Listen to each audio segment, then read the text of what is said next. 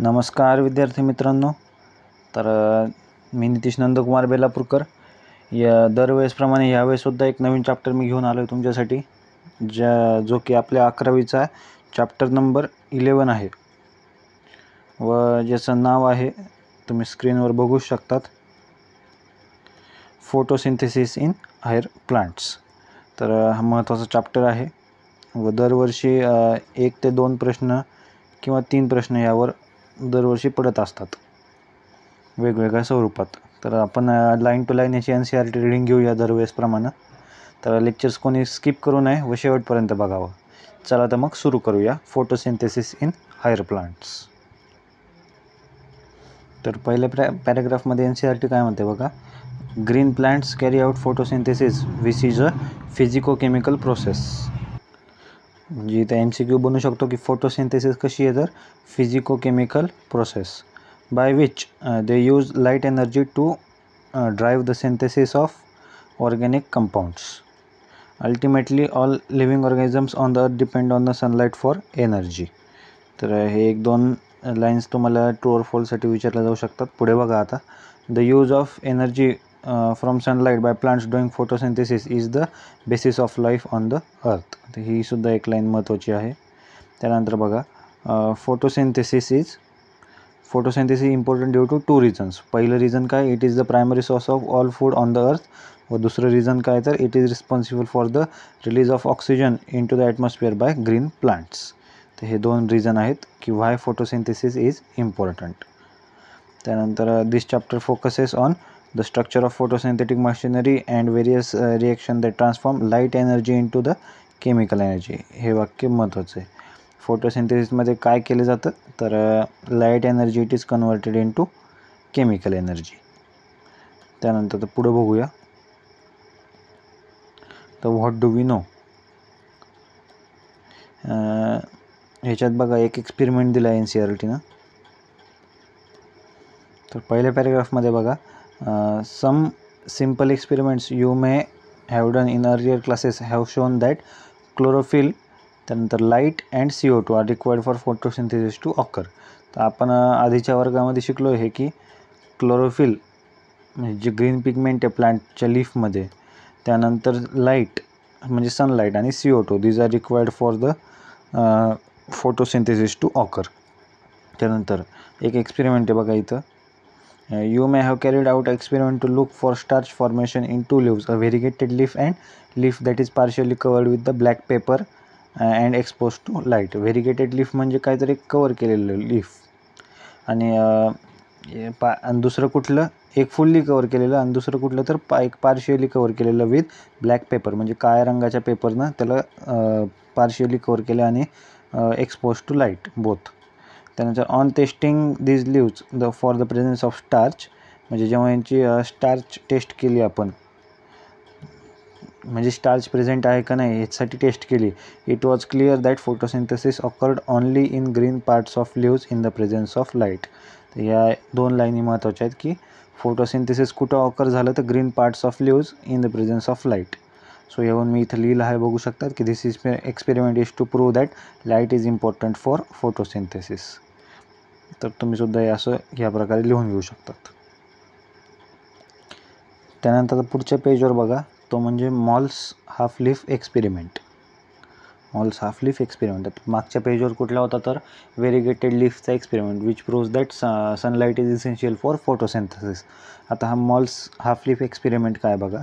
Another experiment you may have carried out where a part of leaf is enclosed in a test tube containing some KOH म्हणजे potassium hydroxide soaked cotton which absorbs CO2. Potassium हायड्रॉक्साईडचं काम काय, तर it absorbs CO2 while the other half is exposed to air. म्हणजे एक leaf आहे जे की एनक्लोज्ड केलं in a test tube containing KOH soaked cotton, म्हणजे कॉटन आहे जो की KOH मध्ये बुडवलेला आहे आपण, आणि एक पार्ट लीफचा आपण त्याने एनक्लोज केला आहे व दुसरा पार्ट कसा आहे, तर other half leaf is expose to the air. त्यानंतर बघा, the setup is then placed in the light for some time, म्हणजे लाईटमध्ये ठेवलं. On testing the presence of starch later in the 2 parts of the leaves you must have found that exposed part of leave have positive starch test while the portion that was in the tube tested negative. म्हणजे जो portion ॲटमॉस्फिअरच्या कॉन्टॅक्टमध्ये होता त्याची काय आली तर positive starch taste आली, व जो KOH मध्ये सोक्ड होता व जो एनक्लोज केलं तर आपण त्याला कॉटनने, त्याची टेस्ट काय आली तर निगेटिव्ह आली. तर ह्याच्यावरून आपल्याला कन्क्ल्युजन काय मिळतं की this showed that CO2 was required for the photosynthesis to occur. म्हणजेच मॉल्स हाफ लीफ एक्सपेरिमेंट आपल्याला काय प्रूव्ह करतो की CO2 is important for photosynthesis. या प्रकारे तुम्ही सुद्धा लिहून घेऊ शकतात. तर हे 2 होते एक्सपेरिमेंट, ह्याच्यावर सुद्धा प्रश्न पडले आहेत नीटमध्ये. त्यानंतर इथे एक पॉईंट लिहिला आहे मी की photosynthesis is a process of synthesis of complex organic compound from simple inorganic compound. कुठले तर CO2 and H2 with the help of sunlight and pigments. हे 2-3 लाईनी लक्षात ठेवा सर्वांनी. त्यानंतर आता सुरू करूया आपण पुढचं बीट, ते म्हणजे अर्ली एक्सपेरिमेंट्स. त्याच्यात भरपूर एक्सपेरिमेंट दिले आहेत आपल्याला व ह्याच्यातून सुद्धा नीटमध्ये प्रश्न पडलेले आहेत. तर पहिला एक्सपेरिमेंट बघूया जोसेफ प्रिस्टली साहेबांचा. तर जोसेफ प्रिस्टली इन 1733 ते 1804 in 1770 performed a series of experiments that revealed the essential role of air in the growth of green plants. व त्यांनी ऑक्सिजन कधी डिस्कवर केला तर 1774 मध्ये. हे डेट्स लक्षात ठेवायचे तुम्ही. 1770 मध्ये एक्सपेरिमेंट्स केले व ऑक्सिजन कधी डिस्कवर केला तर 1774 मध्ये. त्यानंतर जो काही एक्सपेरिमेंट आहे तो तुम्ही या ठिकाणी वाचून घेऊ शकता. सोपा आहे एक्सपेरिमेंट. फक्त एक लक्षात ठेवा, त्यांनी प्लांट कुठलं यूज केलं तर मिंट प्लांट या ठिकाणी दिलं आहे मी, इथं सुद्धा दिलं आहे NCERT. त्यानंतर प्रिस्टली हायपोथेसाइज्ड ॲज फॉलोज. त्यांनी काय कन्क्ल्युजन काढलं तर plants restore to the air whatever breathing animals and burning candles remove. म्हणजे जे काही ब्रिदिंग ॲनिमल्स व बर्निंग कॅन्डल जे काही एअर रिमूव्ह करतात, तर त्या एअरला प्लांट काय करते तर एक प्रकारे रिस्टोर करते, व्हाया कशा फोटोसिंथेसिसच्या. त्यानंतर पुढे बघा, एक क्वेश्चन आहे, इंटेक्स्ट क्वेश्चन म्हणता येईल त्याला, तो महत्त्वाचा आहे. या NCERTनं प्रश्न विचारला आहे की can you how many different types way you can think to light the candle without disturbing the setup. तर या ठिकाणी मी 3 टाईप दिले आहेत तुम्हाला, म्हणजे 3 प्रकारे आपण ते करू शकतो. पहिला आहे बाय इलेक्ट्रिक स्पार्क, त्याच्यानंतर focusing sunlight on the mirror kept side by side, आणि तिसरं काय तर converging the light lens. So हे तुम्हाला ॲप्लिकेशन बेस्ड प्रश्न येऊ शकतो नीटमध्ये. त्यानंतर बघा, हा एक झाला जोसेफ प्रिस्टलीचा. त्यानंतर येतो कोणतर Jan Ingenhousz. Using a similar setup as used by Priestley but by placing it in once in dark and once in sunlight. Jan Ingenhousz त्याचं आयुष्य किती आहे तर 1730 ते 1799.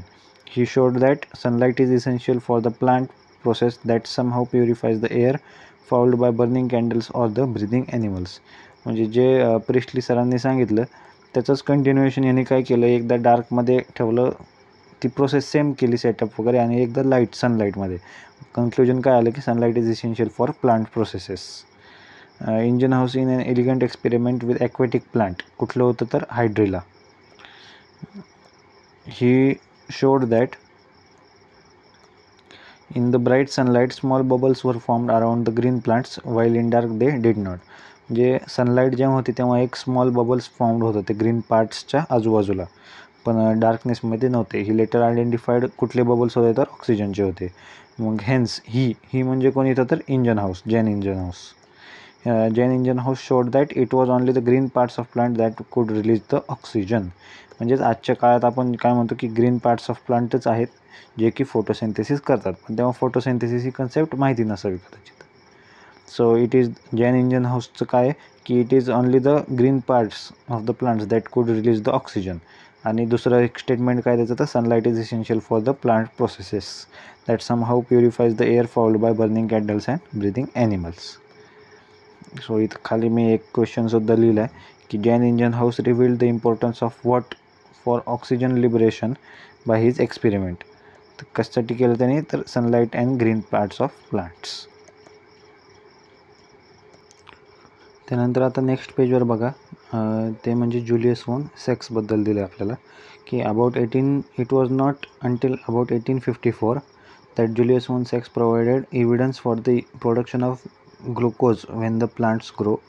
Glucose is usually stored as starch. हे त्यांनी सांगितलं होतं की glucose is usually stored as starch. His later studies showed that the green substance in the plants, म्हणजे chlorophyll as we know it now, is located in a special body later called as chloroplast within the plant cells. त्यानंतर बघा ही एक महत्त्वाची line आहे की he found that the green parts in the plants is where glucose is made and that glucose is usually stored as starch.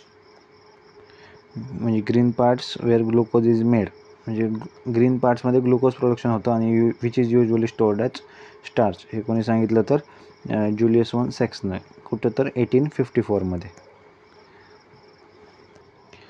त्यानंतर पुढचा paragraph बघा, ते म्हणजे TW एंगलमॅनबद्दल. 1843 ते 1909 हे त्यांचं लाईफ स्पॅन आहे. यांनी काय केलं तर using a prism he split light into spectral components and then illuminated a green alga, कुठली तर Cladophora, placed in a suspension of aerobic bacteria.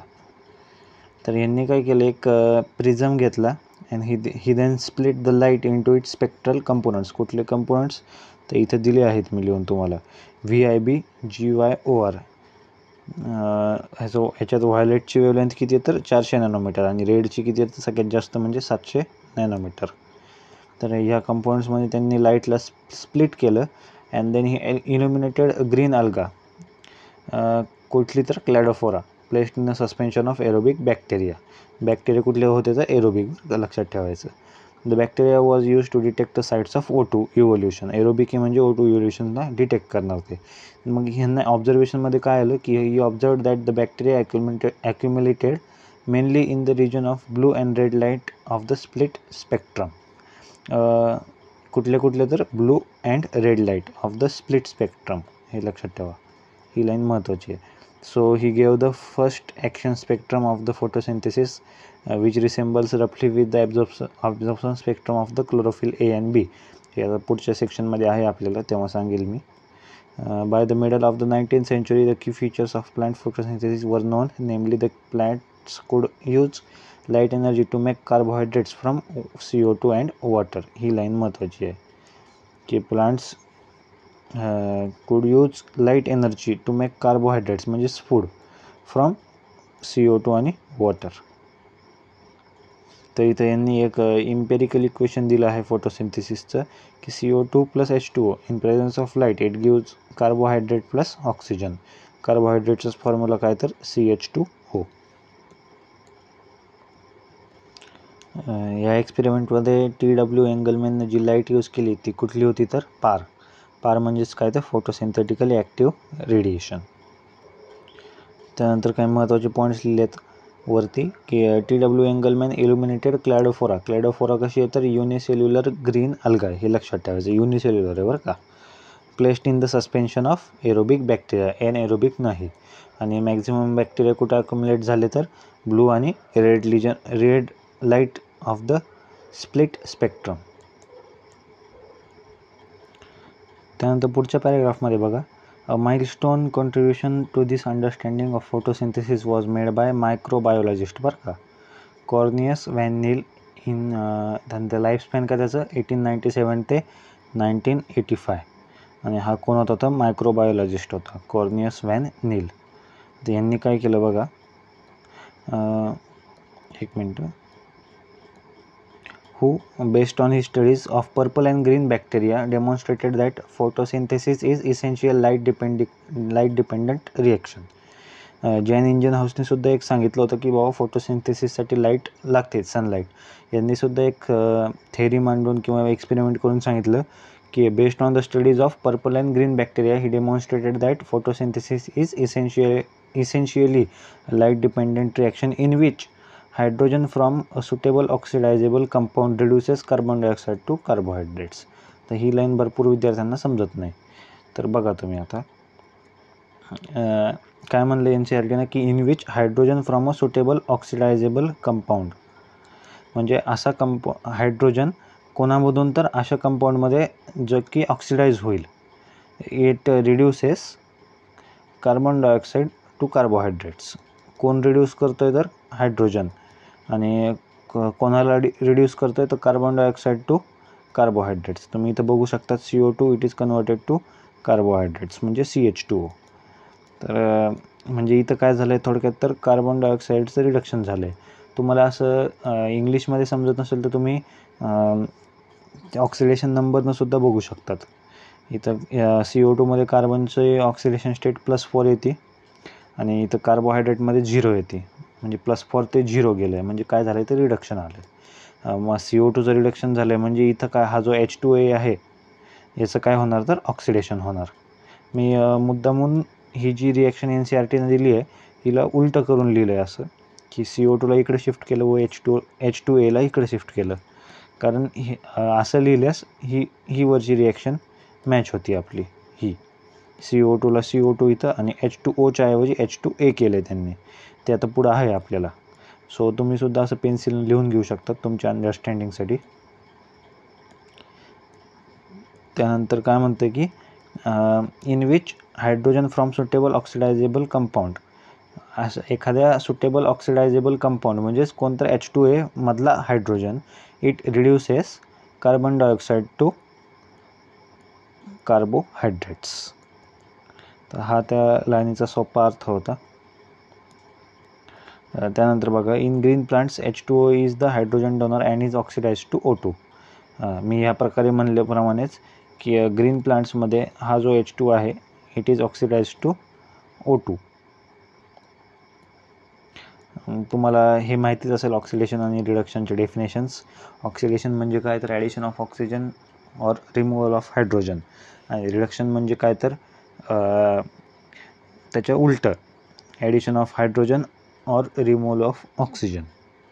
पुढे बघा आता some organisms do not release O2 during photosynthesis. असे सुद्धा काही organism असतात जे ऑक्सिजन रिलीज करत नाही फोटोसिंथेसिस दरम्यान. तर आता त्यांनी अजून एक एक्सपेरिमेंट केला. व्हेन H2S म्हणजे hydrogen sulphide instead is the hydrogen donor for purple and green sulphur bacteria.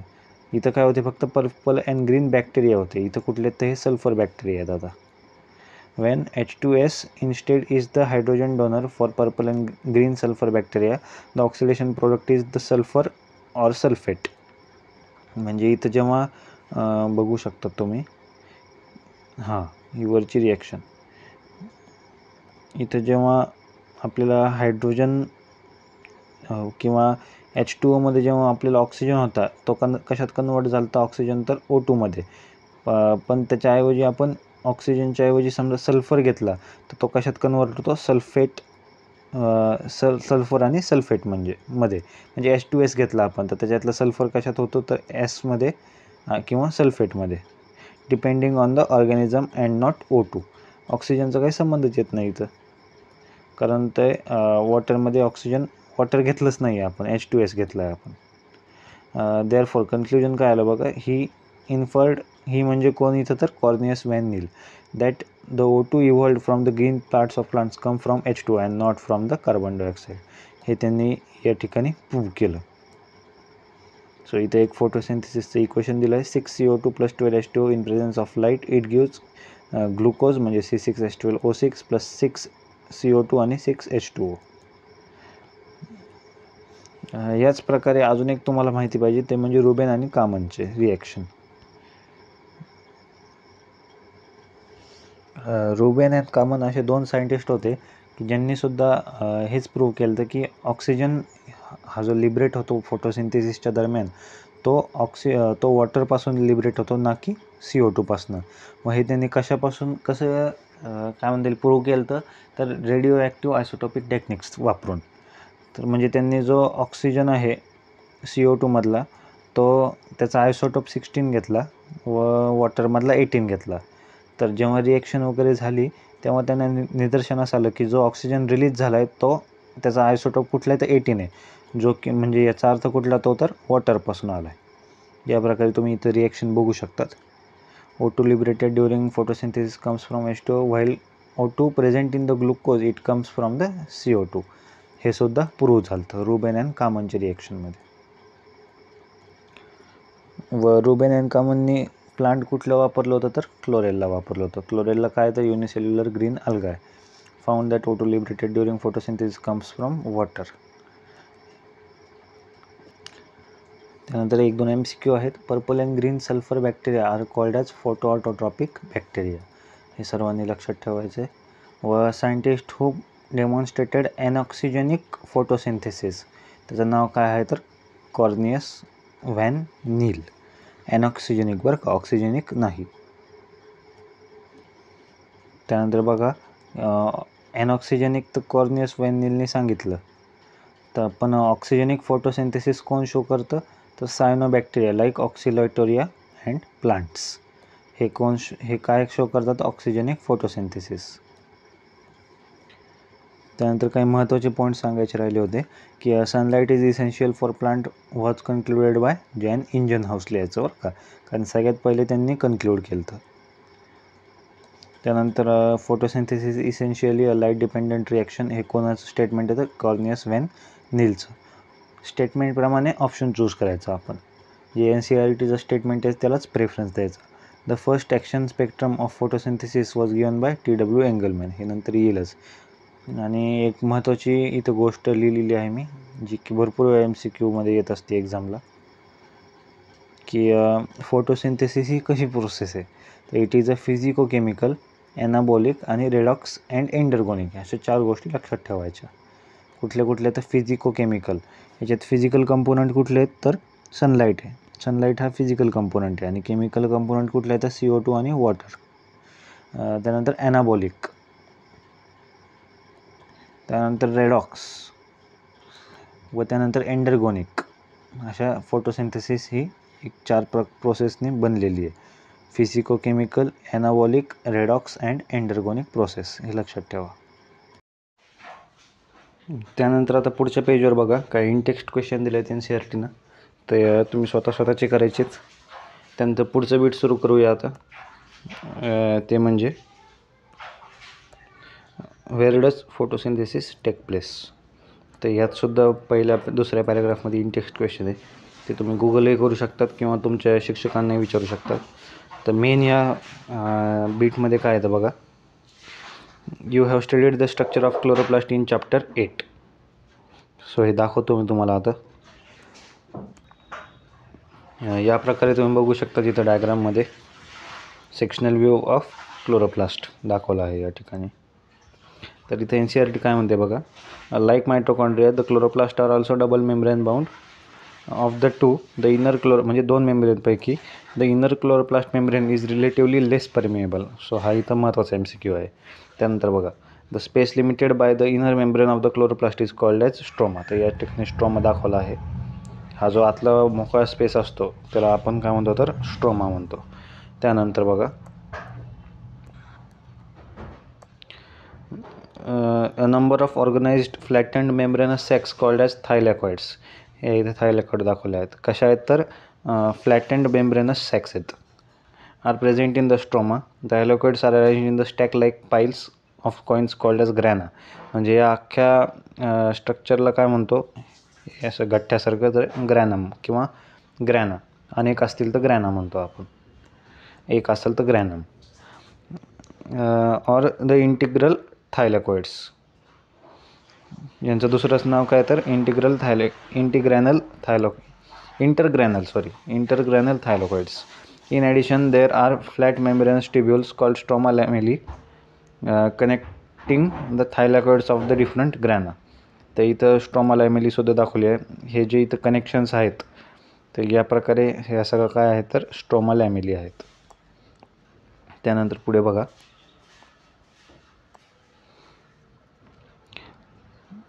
The membrane of the thylakoid enclose a space called as lumen. म्हणजे थायलॉकॉइडच्या मेम्ब्रेनमध्ये काय असतं तर लुमेन असतं, स्पेस एम्प्टी. लुमेन म्हणजे काय तर empty space. The stroma of the chloroplast contains enzymes required for the synthesis of carbohydrates and proteins. It also contains small double stranded circular DNA molecules and ribosomes. Chlorophyll pigments are present in the thylakoids. The ribosome of the chloroplast are smaller म्हणजे 70 years than the सायटोप्लाझमिक ribosomes. म्हणजे इथं 2 प्रकारचे ribosomes असतात की क्लोरोप्लास्टमधले ribosomes आणि सायटोप्लाझमिकमधले ribosomes. त्याच्यात मोठं कोण आहे तर सायटोप्लाझमिकमधले आणि छोटं कोण आहे तर क्लोरोप्लास्टमधले. हे सर्वांनी लक्षात ठेवायचं. एक रिकॅप म्हणून मी तुम्हाला सांगितलं. आता आपल्या चॅप्टरमध्ये काय दिलं आहे बघा क्लोरोप्लास्टबद्दल. Within the chloroplast there is membranous system consisting of grana, the stromal lamellae and the matrix stroma. मग अशीच आपलं डिस्कशन झालं. There is clear cut division of labour within the chloroplast. ही सुद्धा लाईन महत्त्वाची आहे. द मेम्ब्रेन सिस्टीम कसं आहे डिव्हिजन तर the membrane system is responsible for trapping the light energy and also for the synthesis of ATP आणि NADPH. Membrane सिस्टीमचं काम काय आहे तर trapping light energy and synthesis of ATP आणि NADPH. NADP नाही बरं का, NADPH किंवा NADPH2 सुद्धा नाही. In stroma the enzymatic reactions synthesise sugar. स्ट्रोमामध्ये काय होतं तर enzymatic reactions they synthesise sugar which in turn form starch. The former set of reactions since they are directly light driven are called as light reaction किंवा photochemical reactions. म्हणजे कुठल्या तर ह्या वरच्या the membrane system responsible for trapping light and synthesis of ATP and NADPH. यालाच आपण काय म्हणतो तर लाईट रिॲक्शन किंवा फोटोकेमिकल रिॲक्शन. आणि असं का म्हणतो आपण because they are directly light driven. So इथं असर्शन रिझन तुम्हाला बनल्या जाऊ शकतो. आणि दुसरं काय द लॅटर म्हणजे कुठली तर synthesis of sugar in the stroma which in turns form starch are not directly light driven but are dependent on product of light reactions. म्हणजे कुठले तर ATP आणि NADPH.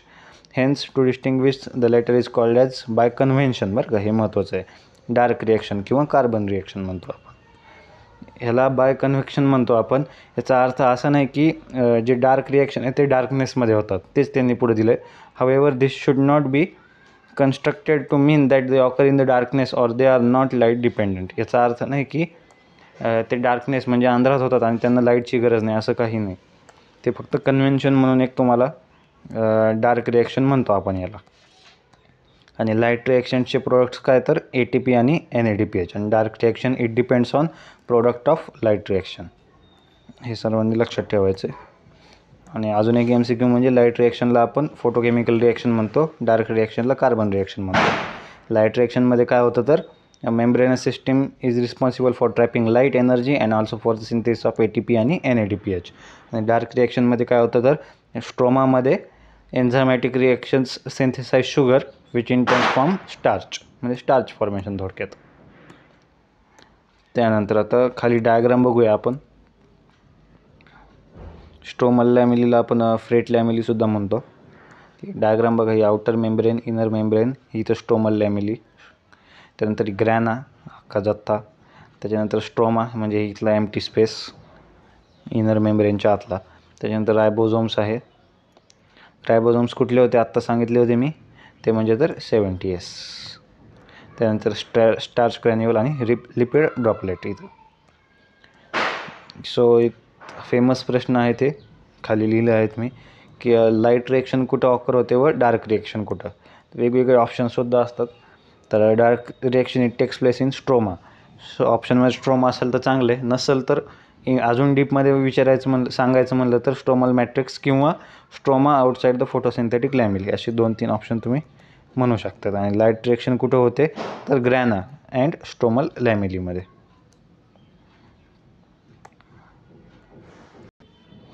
त्यानंतर काही महत्त्वाच्या गोष्टी बघा. The thylakoid membrane system in the chloroplast is responsible for कशासाठी तर ट्रॅपिंग लाईट एनर्जी आणि सिंथेसिस ऑफ ATP आणि NADPH. यालाच आपण काय म्हणतो तर लाईट रिॲक्शन किंवा फोटोकेमिकल रिॲक्शन. आणि flat membranous sacs which are building blocks of grana, आपण याला काय म्हणतो तर थायलॉकॉइड्स. आता पुढच्या पेजवर बघा, पेपर क्रोमॅटोग्राफीबद्दल त्यांनी थोडी माहिती दिली आहे की looking at the plants have you ever wondered why and how there are so many shades of green in their leaves even in the same plant. तर याचं ॲन्सर काय, we can look for the answer to this question by trying to separate leaf pigments of any green plant through paper chromatography. So paper क्रोमॅटोग्राफीचं aim काय किंवा फायदा काय तर we can separate the leaf pigments of any green plant through paper chromatography. आता याच्यात काय काय असतं बघा. A chromatographic separation of leaf pigments shows that the colour that we see in leaves is not due to a single pigment but due to 4 pigments. कुठले 4 pigment हे match the पेअरला भरपूर वेळा नीटलं पडलेलं आहे. ते म्हणजे क्लोरोफिल ए ब्राईट और blue green colour in the chromatogram, त्यानंतर chlorophyll B yellow green colour, त्याच्यानंतर झॅन्थोफिल येलो कलर आणि carotenoids yellow to yellow orange. हे तुम्हाला पाठ करायचं आहे. हे जशाला तसं मॅच द पेअरला तुम्हाला विचारलं जातं. त्यानंतर most abundant plant pigment in the world कुठला आहे तर क्लोरोफिल ए.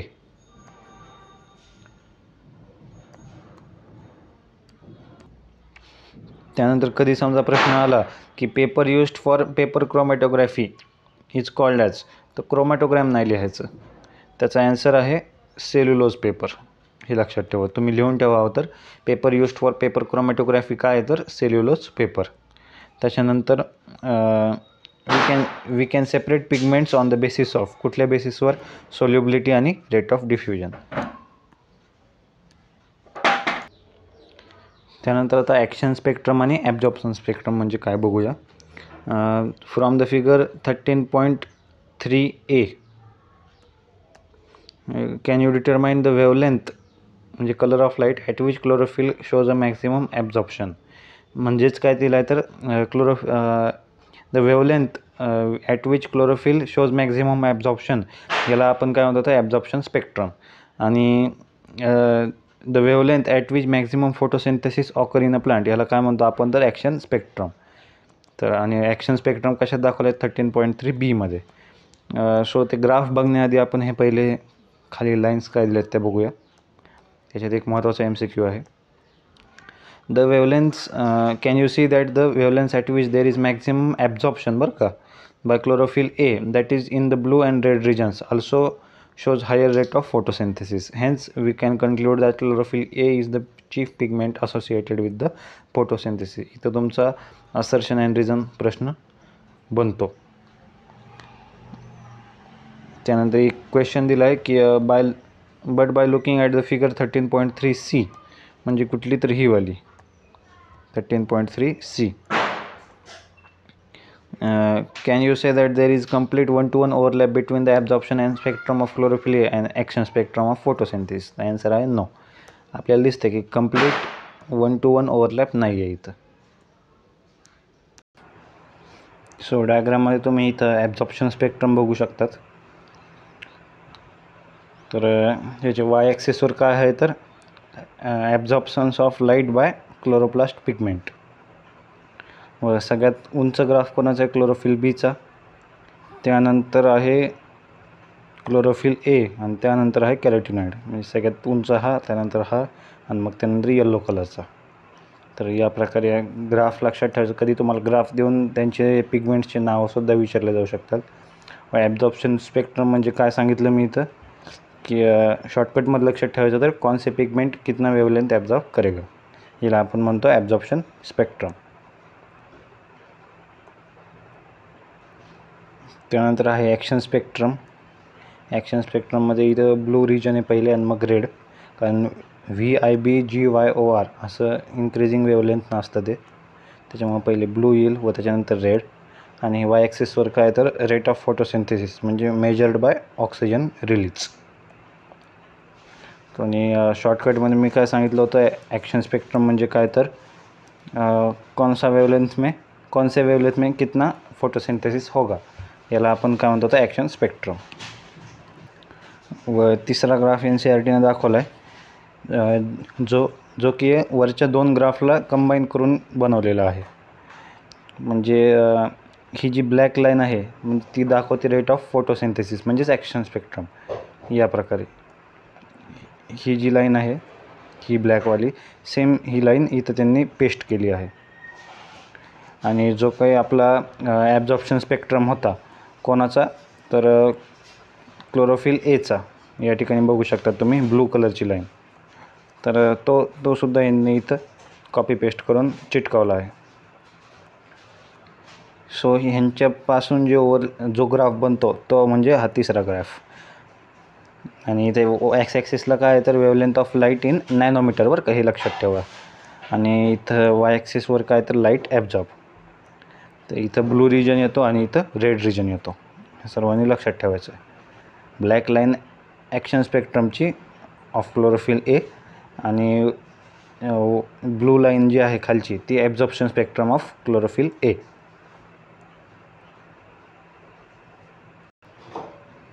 इथं खाली लिहून दिलं आहे त्यांनी की graph showing action spectrum of photosynthesis.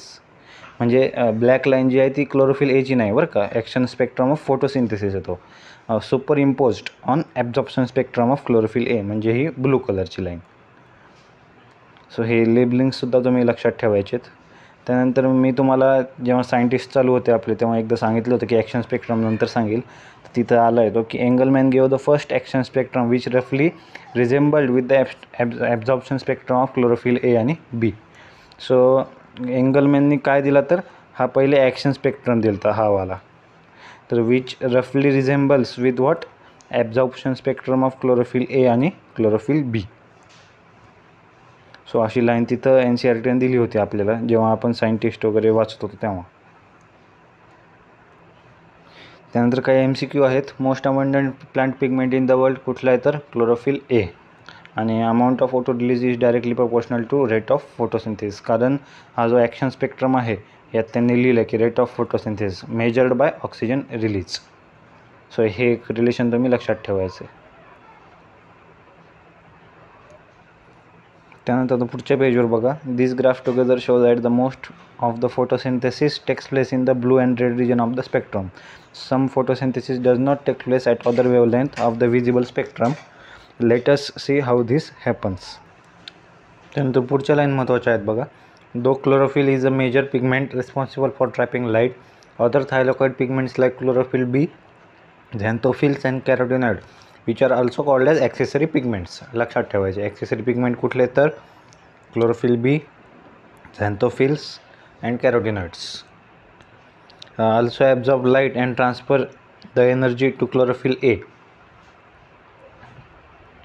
Indeed, they not only enable a wider range of wavelength of incoming light to be utilized for photosynthesis but also protect chlorophyll A from photooxidation. So ही तुम्हाला एक true और फॉल्ससाठी भरपूर महत्त्वाची line आहेत या 2-3. Accessory pigment किंवा accessory थायलॉकॉइड pigment कुठले तर क्लोरोफिल बी, झॅन्थोफिल आणि कॅरोटिनॉइड. हे क्लोरोफिल एला वाचवतात कशापासून तर फोटो ऑक्सिडेशनपासून. त्यानंतर आता सुरू करूया light reaction. What is light reaction? Light reaction और फोटोकेमिकल फेज इन्क्लूड काय काय असतात? लाईट ॲब्झॉर्प्शन, त्यानंतर water splitting, oxygen release and formation of ATP आणि NADPH. सो या 4 गोष्टी लक्षात ठेवायच्या. फोटोकेमिकल फेज किंवा लाईट रिॲक्शनमध्ये काय काय असतं तर it includes light absorption, water splitting, oxygen release आणि फॉर्मेशन ऑफ ATP आणि NADPH.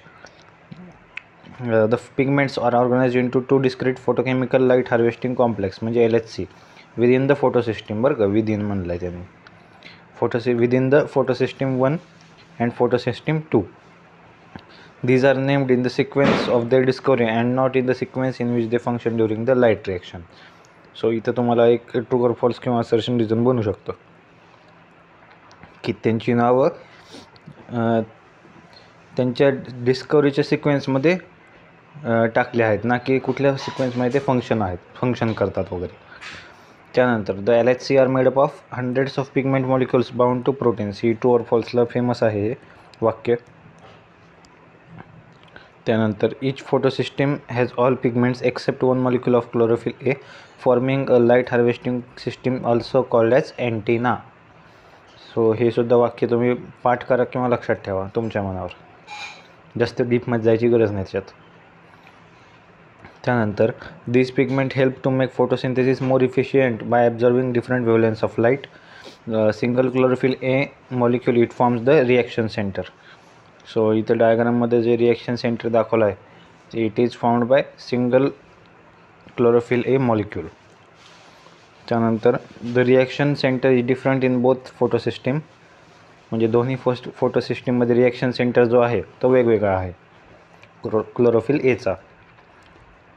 In PS1 the reaction centre of chlorophyll हे a has an absorption peak of 700 nanometre आणि त्याच्यामुळे आपण त्याला काय म्हणतो P700 आणि PS2 काय आहे तर 680 नॅनोमीटरचा ॲब्झॉर्प्शन मॅक्झिमा आहे क्लोरोफिल एचा, त्याच्यामुळे आपण त्याला म्हणतो P680. सो ह्या गोष्टी लक्षात ठेवायच्या तुम्ही.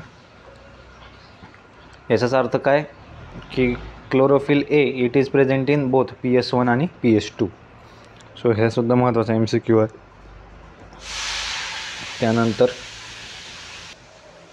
इथं तुम्ही डायग्राम बघू शकतात, द लाईट हार्वेस्टिंग कॉम्प्लेक्स. याच्यात त्यांनी रिॲक्शन सेंटर दाखवलं आहे, प्रायमरी एक्सेप्टर दाखवला आहे, इथं फोटोन आहेत हे, आणि इथं हे पिगमेंट्स मॉलिक्युल्स आहेत सगळे.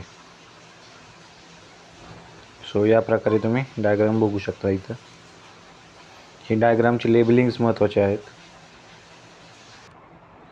त्यानंतर इथं खाली एक MCQ दिला आहे मी की in the thylakoid membrane what is the main role of antenna pigment molecule.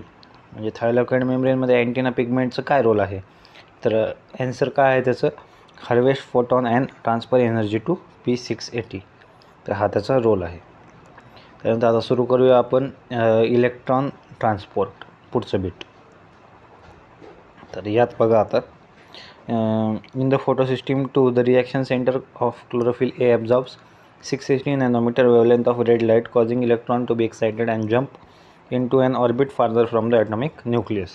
Red लाईटवर काही ऑप्शनमध्ये ब्लू लाईट वगैरे ग्रीन असं काही नाही, फक्त रेड लाईट लक्षात ठेवायचं तुम्ही, तेच करेक्ट आन्सर असेल.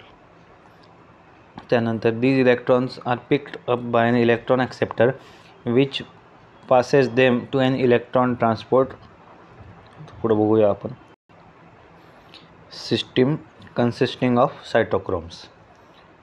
म्हणजे याचा अर्थ काय झाला इथं, पुन्हा एकदा वाक्य वाचूया आपण पूर्ण. These electrons are picked up by electron acceptor which passes them to an electron transport system consisting of cytochromes. म्हणजे ते इलेक्ट्रॉन्स पिक करतात आणि ते पुढं पास कोणा होतात तर electron transport system which consist of what, cytochromes. This movement of electron is downhill. हे महत्त्वाचं आहे इथं. मुवमेंट कशी आहे तर डाऊन हिल आहे in terms of oxidation reduction और रिडॉक्स पोटेन्शियल स्केल. ही लाईन अतिशय महत्त्वाची आहे व ट्रू और फॉल्स तुम्हाला विचारले जाऊ शकते. त्यानंतर पुढे बघा आता, एक मिनटं. The electrons are not used up by as they pass through the electron transport chain but are passed on to the pigment of photosystem 1. Simultaneously, electrons in the reaction of PS1 are also excited when they receive red light. Red light महत्त्वाची इथं, of wavelength 700 nanometer and are transported to another acceptor molecule that has greater redox potential. These electrons are moved downhill, uphill नाही. Again and this time a molecule of energy rich NADP plus. म्हणजे कोणाला आता electrons move होतात तर NADP प्लसकडे हे move होतात electrons. This time these electrons are moved downhill again, this time to a molecule of energy rich NADP plus. The addition of this electron it reduces NADP plus to NADP H plus H plus. So इथं हे reduces हा शब्द महत्त्वाचा आहे, ऑक्सिडायझेस नाही, कारण रिडक्शनचा अर्थ काय तर ॲडिशन ऑफ हायड्रोजन. त्यानंतर एक मिनटं वर घेतो मी. दिस, आता ही खालच्या लाईनी महत्त्वाच्या आहेत. This whole scheme of transfer of electrons starting from PS2. सुरुवात कुठून झाली तिथे डायग्राममध्ये बघा. सुरुवात झाली ती फोटोसिस्टीम 2 म्हणजे इथून LHC पासून वर इलेक्ट्रॉन ॲक्सेप्टरकडे. आता starting from PS2 uphill to the acceptor आणि त्याच्यानंतर down to the electron transport chain to PS1. म्हणजे इथून सुरू झाली LHC पासून कोणाच्या तर PS2च्या, त्याच्यानंतर uphill to the electron acceptor and त्याच्यानंतर डाऊन हिल किंवा down to the electron transport system, down to the electron transport chain of PS1. ही कोणाची चेन आहे तर PS1ची आहे ही. एक्सायटेशन ऑफ इलेक्ट्रॉन्स, त्याच्यानंतर ट्रान्सफर टू अनदर ॲक्सेप्टर्स. म्हणजे इथे डाऊन हिल आले हे LHCच्या फोटोसिस्टीम 1च्या, त्याच्यानंतर पुन्हा excitation of electrons and transfer of electrons to another electron acceptor, हे पुन्हा अपहिल झालं. And finally down hill to NAD+, reducing it to NADPH+H+. आणि फायनली कुठं जाते तर या ठिकाणी डाऊन हिल इथं NADP+ कडे, व त्यानंतर NADP+ कडून NADPH+H+ कडे कन्वर्ट होतं ते इलेक्ट्रॉन्स. आणि ह्यालाच काय म्हणतो आपण तर Z scheme, due to its characteristic shape. So असंही विचारू शकतात की ह्या सगळ्या सिस्टीमला किंवा इलेक्ट्रॉन फ्लोला आपण झेड स्कीम का म्हणतो, तर due to its characteristic shape. So आपण शेप बघूया कसा होतो ते. पहिले त्यांनी काय काय सांगितले होते स्टेप्स या PS2 मध्ये. पहिले PS2च्या LHCमधून इलेक्ट्रॉन एक्साईट होतात, इलेक्ट्रॉन ॲक्सेप्टरकडे जातात. त्याच्यानंतर down hill to the electron transport system of the PS1. त्याच्यानंतर PS1च्या ह्या LHCकडे. त्याच्यानंतर पुन्हा एक्सायटेशन होतं इलेक्ट्रॉन ॲक्सेप्टरकडे. आणि त्यानंतर पुन्हा डाऊन हिल NADP+ कडे, which reduces it to NADPH2. So या प्रकारे ही झेड स्कीम आपल्याला बघायला मिळते या ठिकाणी, अशी एखादी या प्रकारे झेड स्कीम आपल्याला बघायला मिळते.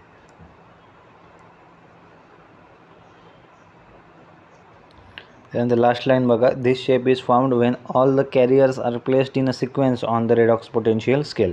म्हणजे हे जर सगळे सिक्वेन्सनं ठेवले तरच हा एक कॅरेक्टरिस्टिक शेप म्हणजे झेड तो बनू शकतो. त्यानंतर 1-2 MCQ सांगतो की raw material for light reaction are. Raw material वगैरे असे शब्द वापरले त्यांनी, तर आन्सर असेल ATP, H2 आणि NADP.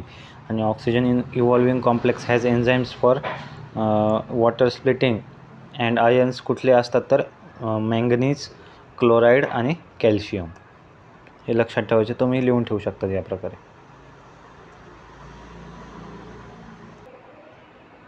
तर इथे एक गोष्ट सांगायची राहिली की PS2 मध्ये प्रायमरी इलेक्ट्रॉन ॲक्सेप्टर जो आहे त्याचं नाव काय तर फिओफायटिन. फायनल इलेक्ट्रॉन ॲक्सेप्टरचं नाव काय तर NAD+. हे तुम्ही लिहून घेऊ शकतात साईडला. तर पुढचं बीट सुरू करूया, ते म्हणजे splitting of water. Splitting of वॉटरला काय काय लागतं तर it requires light and chlorophyll both. आणि स्प्लिटिंग ऑफ वॉटरलाच आपण काय म्हणू शकतो तर फोटोलायसिस ऑफ वॉटर. हायड्रोलायसिस म्हणायचं नाही फक्त त्याला. हायड्रोलायसिस वेगळी गोष्ट आहे आणि फोटोलायसिस वेगळी. इथे स्प्लिटिंग ऑफ वॉटरमध्ये आपण फोटोलायसिस म्हणायचं. तर NCERT काय म्हणते बघा. So the splitting of water is associated with PS2. Water is split into 2H+, nascent oxygen आणि इलेक्ट्रॉन्स. तर NCERTनं इथं 2 वॉटर मॉलिक्युलसाठी रिॲक्शन दिली आहे. त्याचं रूपांतर मी एका वॉटर मॉलिक्युलच्या रिॲक्शनमध्ये केलं आहे. तुम्ही बघू शकतात एक वॉटर मॉलिक्युल आहे, तो स्प्लिट झाल्यावर 2 H+ मिळतात, 1 नेसंट ऑक्सिजन आणि 2 इलेक्ट्रॉन.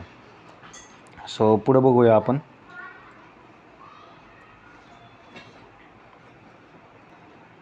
पुढची लाईन बघा. This creates oxygen, one of the net product of photosynthesis. The electron needed to replace those removed from the photosystem 1 are provided by photosystem 2. म्हणजे आपल्या जे झेड स्कीममध्ये जे काही इलेक्ट्रॉन्स फोटोसिस्टीम 2ला प्रोव्हाइड होतात व ते पास होऊन फोटोसिस्टीम 1कडे जातात, तर ते इलेक्ट्रॉन्स रिप्लेस करण्यासाठी कोण मदत करतं तर आपले वॉटर स्प्लिटिंग मदत करते. म्हणजे कंटिन्युअसली इलेक्ट्रॉन सप्लाय झाला पाहिजे, तर तो इलेक्ट्रॉन सप्लाय कोणाकडून असतो तर वॉटर स्प्लिटिंग थ्रू आपल्याला मिळतो. सो बघू शकता तुम्ही, जेव्हा 2 वॉटर मॉलिक्यूल ब्रेक होतील किंवा स्प्लिट होतील किंवा फोटोलायसिस होईल, तर आपल्याला 4 H+ मिळतात, 1 ऑक्सिजन मॉलिक्यूल आणि 4 इलेक्ट्रॉन मिळतात या ठिकाणी. We need to emphasise here that water splitting complex is associated with PS2. which itself is physically located on inner side of membrane of the thylakoid. म्हणजे PS2 कुठं located आहे असं कोणी विचारलं तर काय सांगायचं, inner side of the thylakoid membrane. Sorry PS2 नाही, आपला हा वॉटर स्प्लिटिंग कॉम्प्लेक्स वॉटर इथं लिहिलं आहे साईडला बघा मी इथं की एक मिनटं, oxygen evolving complex is present on the inner side of thylakoid membrane. On म्हणलं आहे बरं का, इन म्हणलं नाही त्यांनी. देन व्हेअर, आता क्वेश्चन दिलं आहे, then where are the protons and the oxygen form likely to be released, लुमेनमध्ये का outer side of the membrane. तर याचा ॲन्सर इथं दिलं आहे मी की oxygen it is released on the outer side of membrane whereas protons are released in the membrane. आता हे प्रोटॉन्सचं काय खेळतं तुम्हाला किमोऑस्मोटिक हायपोथेसिसमध्ये समजून जाईल थोड्याच वेळानं. आता त्यानंतर आता पुढचं बीट करूया सुरू, सायक्लिक आणि नॉन सायक्लिक फोटोफॉस्फोरायलेशन. पहिले फॉस्फोरायलेशन आणि फोटोफॉस्फोरायलेशनमध्ये काय फरक आहे ते बघूया. एक मिनटं. The process through which ATP is synthesized by cells is named as phosphorylation. म्हणजे सेल्स कुठल्या तर इन मायटोकॉन्ड्रिया आणि क्लोरोप्लास्ट, तर याच्यात जे काही ATP सिंथेसाइज होतात याला आपण काय म्हणतो तर फॉस्फोरायलेशन. आणि photophosphorylation is synthesis of ATP from ADP आणि IP म्हणजे काय inorganic phosphate in presence of light. हे महत्त्वाचं आहे, त्याच्यामुळेच आपण ते फोटो म्हणतो त्याला. फोटो म्हणजे काय तर लाईट. त्यानंतर when two photosystem work in a series, first PS2 and then PS1, a process is called non-cyclic photophosphorylation occurs. म्हणजेच थोडक्यात झेड स्कीम.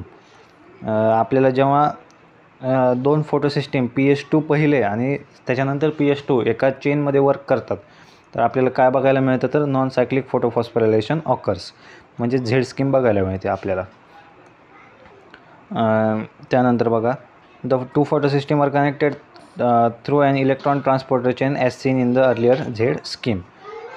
तर असाच एक या प्रकारचा इलेक्ट्रॉन ट्रान्सपोर्ट चेन आपल्याला बघायला मिळाली होती, ज्याच्यातून electron from one part two another part jump करत होते किंवा एक्साइट होत होते.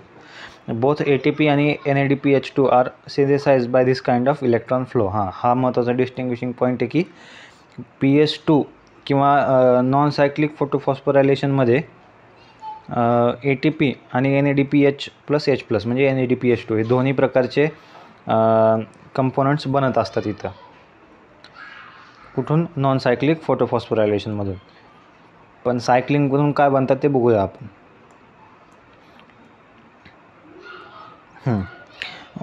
When only PS1 is functional, the electron is circulated within the photosystem and the phosphorylation occurs. Phosphorylation म्हणलं इथं due to cyclic flow of electrons. Phosphorylation म्हणजेच काय थोडक्यात ATP synthesis. When only one PS1 is functional, the electron is circulated within the photosystem. म्हणजे जेव्हा फक्त PS1च असेल तेव्हा हा इलेक्ट्रॉन जो आहे हा या प्रकारे असा सर्क्युलेट केला जातो त्या फोटोसिस्टीममध्ये. पहिले इथून मग खाली आणि मग पुन्हा असा, पुन्हा इथं मग इकडं आणि मग पुन्हा असा, या प्रकारे which leads to what formation of ATP म्हणजेच काय phosphorylation which occurs through cyclic flow of electron. ह्याला काय म्हणतो आपण तर सायक्लिक फ्लो ऑफ इलेक्ट्रॉन किंवा सायक्लिक फोटोफॉस्फोरायलेशन. पुढच्या लाईनी बघा, ते NCERT काय म्हणते, a possible location where this could happening is in the stroma lamellae. हे कुठं होत असतं तर स्ट्रोमा लॅमेलीमध्ये. While the membrane or lamellae of the grana have both PS1 and PS2, the stroma lamellae membrane lacks PS2 as well as NADP reductase enzyme. ही line भरपूर महत्त्वाची. आता इथून खालच्या सगळ्या महत्त्वाच्या लाईन आहेत, सो तुम्हाला त्या वाचणं आणि पाठ करणं आहे. सरळ हा हक्का पॅराग्राफ तुम्हाला ट्रू ऑर फॉल्स किंवा स्टेटमेंटसाठी येऊ शकतो. तर बघा, ही जी सायक्लिक फोटोफॉस्फोरायलेशन हे कुठं होत असतं तर स्ट्रोमा लॅमेलीमध्ये होत असतं. व जे membrane or the lamella of the grana त्याच्यात काय असतं तर PS1 आणि PS2 दोन्ही असतं. त्याच्यामुळे तिथं काय होतं तर नॉन सायक्लिक फोटोफॉस्फोरायलेशन. आणि स्ट्रोमा लॅमेलीमध्ये काय होतं तर सायक्लिक फोटोफॉस्फोरायलेशन. का होतं because it lacks PS2 as well as NADP reductase enzyme. इथं लिहिलं that is stroma lamellae does not have PS2 as well as NADP reductase enzyme. त्यानंतर the excited electron does not pass to NAD+ but is cycled back to PS1 complex through the electron transport chain. He figure बघू शकतात आपण, बघूयाच. The cyclic flow hence results only in synthesis of ATP but not NADPH2. Non सायक्लिकमध्ये काय होत होतं, दोन्ही बनत होते, पण सायक्लिकमध्ये काय बनतं, फक्त ATP बनतं, NADPH+H+ बनत नाही. Cyclic photophosphorilation also occurs when only light of wavelength beyond 680 nanometer are available for excitation. Non सायक्लिकमध्ये कसं सुरुवात PS2 न होत होती, त्याच्यामुळे 680चा असलं तरी चालत होता, पण इथं सुरुवातच कशाने आहे तर P700ने, म्हणजे वेव्हलेंथ कशी 680पेक्षा जास्तच लागणार. आता डायग्राम बघूया आपण. सो डायग्राममध्ये तुम्ही बघू शकतात की इथं PS1 आहे, इलेक्ट्रॉन एक्साइट झाले, पुन्हा इलेक्ट्रॉन ट्रान्सपोर्ट सिस्टीममध्ये गेले आणि इकडून ते NAD+ला जाण्यापेक्षा ते या ठिकाणी एक मिनिट कलर बदलतो, ते कंटिन्यू PS1कडेच ट्रान्सफर झाले. यालाच आपण काय म्हणतो तर सायक्लिक फ्लो म्हणतो. या ठिकाणी पहिले इथं, त्यानंतर इथं व त्यानंतर PS2कडे, हे इकडं तो जातच नाही इलेक्ट्रॉन. त्यानंतर लाईट एनर्जी वगैरे येते, ते सर्वांनाच माहिती आहे, इथं दाखवलं आहे त्यांनी.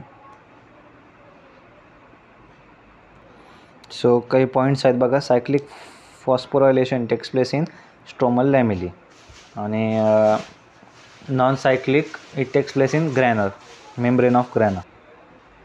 त्यानंतर बघा, stromal lamellae does not have PS2 आणि NADP रिडक्टेज एन्झाईम.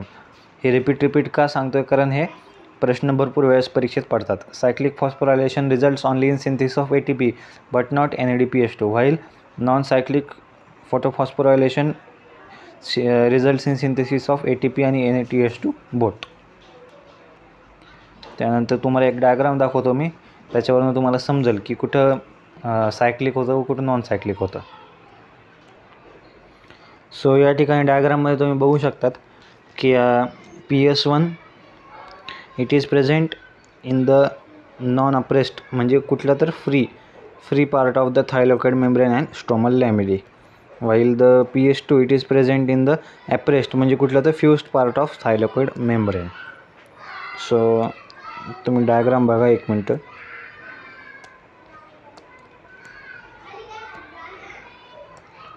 सो डायग्राममध्ये बघू शकतात तुम्ही की जो काही फ्री पार्ट आहे तिथं PS1 आहे आणि जो काही फ्यूज झालेला पार्ट आहे तिथं PS2 आहे.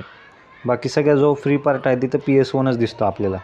ह्याचाच अर्थ काय, मी तुम्हाला मग अशी स्ट्रक्चर ऑफ क्लोरोप्लास्टमध्ये सांगितलं होतं की जे ग्रॅना आहेत, दोन ग्रॅनांना जोडणारा जो काही मधला ब्रिज आहे त्याला काय म्हणतो आपण तर स्ट्रोमल लॅमिली किंवा स्ट्रोमा लॅमिली असं म्हणतो. त्यालाच किंवा फ्रेट लॅमिलीसुद्धा असं म्हणू शकतो आपण. सो आता सायक्लिकचं लोकेशन काय सांगितलं होतं मी, स्ट्रोमा लॅमिली. सो इथं बघू शकता तुम्ही, इथं फक्त काय होणार तर सायक्लिक होणार, आणि जे ग्रॅनाचे मेम्ब्रेन आहेत त्याच्यात कोण आहे तर PS1सुद्धा आहे आणि PS2सुद्धा आहे. सो इथं काय होणार तर नॉन सायक्लिक होणार दोन ग्रॅनांमध्ये. सो त्याच्यामुळेच त्यांनी म्हणलं होतं की ग्रॅनल मेम्ब्रेन. सो बघू शकता तुम्ही, अ पॉसिबल लोकेशन वेअर दिस कुड happen in the stroma lamella. This म्हणजे काय तर cyclic फोटोफॉस्फोरायलेशन. while in the membrane or lamellae of the grana both PS1 and PS2 are present. डायग्राममध्ये दाखवल्याप्रमाणे द स्ट्रोमल, त्याच्यामुळे तिथं काय होतं तर नॉन सायक्लिक फोटोफॉस्फोरायलेशन होत असतं. सो पुढचं बीट सुरू करूया, किमो ऑस्मोटिक हायपोथेसिस. किमोसिंथेटिक नाही बरं, किमो ऑस्मोटिक. तर हे भरपूर विद्यार्थ्यांना अवघड जात असतो हा बीट. सो आपण मोजकंच वाचूया आणि जे एक्झाममध्ये पडण्यासारखं आहे, सो तुम्हाला सोपं जाईल हे समजून घेण्यासाठी. So let start. Let us now try and understand how actually ATP is synthesized in the chloroplast. The chemoosmotic hypothesis has been put forth to explain this mechanism. तर काय म्हणतं NCERT बघूया आपण. Like in respiration, in photosynthesis too, ATP synthesis is linked to the development of proton gradient across the membrane. म्हणजे रेस्पिरेशनमध्ये जसं proton gradient लागत होता ATP सिंथेसिससाठी, तसं इथं फोटोसिंथेसिसमध्ये सुद्धा त्याची गरज असते. These are the membranes of the thylakoid. म्हणजे फोटोसिंथेसिसमध्ये प्रोटॉन ग्रेडियंट कशाच्या अक्रॉस असतो तर membranes of the thylakoid. There is one difference though here the proton accumulation is towards the inside of the membrane that is in the lumen. म्हणजे इथं proton ॲक्युम्युलेशन कुठं असतं तर इनसाइड म्हणजे लुमेनमध्ये असतं थायलॉइडच्या. आणि रेस्पिरेशनमध्ये कुठं होतं, proton accumulate in the intermembrane space of the mitochondria when electron move through the ETS.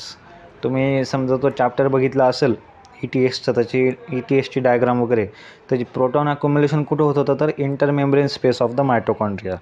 पण इथं फोटोसिंथेसिसमध्ये प्रोटॉन ॲक्युमुलेशन कुठं होतं तर inside the membrane that is in the lumen of the thylakoid. Diagram बघितल्यावर तुम्हाला अजून क्लिअर समजेल. पुढं बघूया आपण. तर काही पॉईंट्स दिलेत. Let us understand what causes proton gradient across the membrane. We need to consider again the process that takes place during the activation of electrons and their transport to determine the steps that cause proton gradient to develop. ठीक आहे, पुढे बघू. आता कुठल्या steps आहेत ज्या की proton gradient डेव्हलपमेंटसाठी responsible आहेत त्या बघूया आपण. Since splitting of water molecule takes place on the inner side of the membrane म्हणजे thylakoid membrane, the protons or hydrogen ions that are produced by splitting of water accumulate within the lumen of the thylakoids. ह्याच्यात काही विशेष नाही, त्याच्यामुळे तुम्ही नाही वाचलं तरी चालेल. हे सेमच. एक पॉईंट सांगायचा राहिला की in the two light reaction of the photosynthesis एक मिनटं कलर चेंज करतो. In the two light reaction of photosynthesis PS1 produces strong reductant NADPH. कुठला येतो तर NADPH हा रिडक्टंट आहे, strong reductant, while PS2 produces a strong oxidant. So तो कुठला आहे तुम्ही सांगायचा आहे मला आता, किंवा ही लाईन लक्षात ठेवा, तुम्ही लिहून ठेवू शकता तिथं कधी MCQला आली तर. सो या ठिकाणी डायग्राममध्ये बघू शकतात तुम्ही की जे काही प्रोटॉन अक्युमुलेशन दिसतं इथं, हे कुठं आहे तर इनसाइड द थायलॉइड मेम्ब्रेन. ही थायलॉइड मेम्ब्रेन आहे इथं. आणि आउटसाईड काय लिहिलं आहे त्यांनी की स्ट्रोमामध्ये लो H+ म्हणजे लो प्रोटॉन थोडक्यात. आणि इथं लुमेनमध्ये काय तर हाय H+.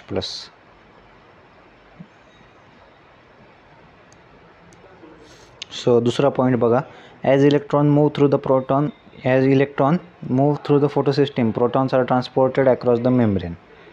म्हणजे जसे इलेक्ट्रॉन्स फोटोसिस्टीमपासून मूव्ह होतात तसे प्रोटॉनसुद्धा ट्रान्सपोर्ट होतात across the membrane. This happens because the primary acceptor of electrons, which is located towards the outer side of the membrane, transports each electron not to an electron carrier but to a hydrogen carrier. So ज्यांना हे समजत नाही त्यांनी पाठ करून टाकावी. अद्याप तरी काही एवढा प्रश्न आला नाही या लाईनीवर. त्यानंतर hence this molecule removes a proton from the stroma while transporting an electron. When this molecule passes on its electron to the electron carrier on the inner side of the membrane, the proton is released into the inner side of the lumen, into the inner side or the lumen side of the membrane. घुमून फिरून काय बात येते की proton accumulation कुठं होतं तर inside the lumen of the thylakoid membrane. आणि आउटसाईड काय असतं तर प्रोटॉन कमी असतात.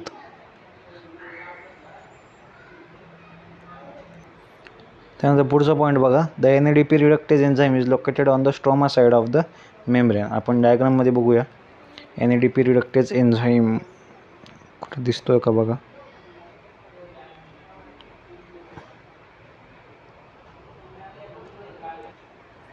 सध्या तरी मला इथं दिसणार तो एन्झाईम, पण त्यांनी सांगितलं की it is located on the NADP reductase enzyme it is located on the stroma side of the membrane.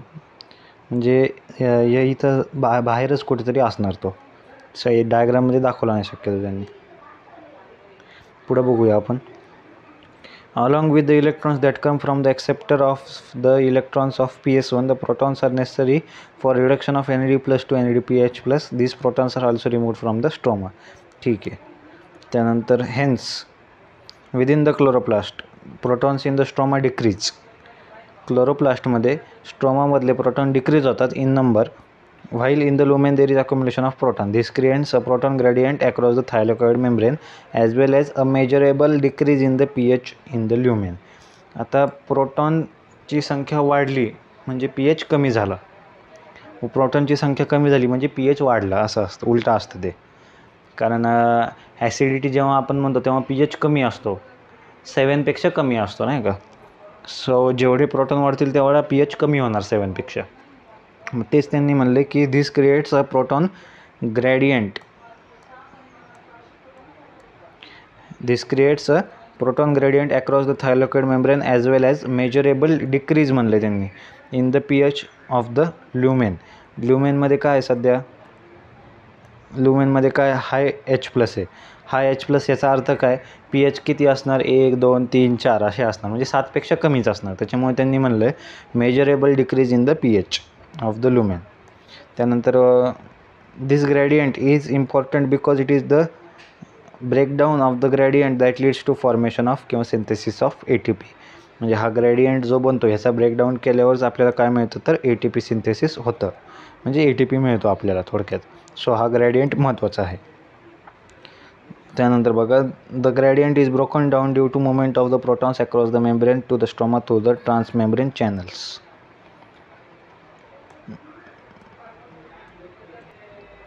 Transmembrane channels of CF0 किंवा CF0 of the ATP synthase. आता ATP सिंथेसबद्दल माहिती दिली त्यांनी की the gradient is broken down due to movement of proton across the membrane to stroma through transmembrane channel CF0. ते डायग्राममध्येच बघूया आपण.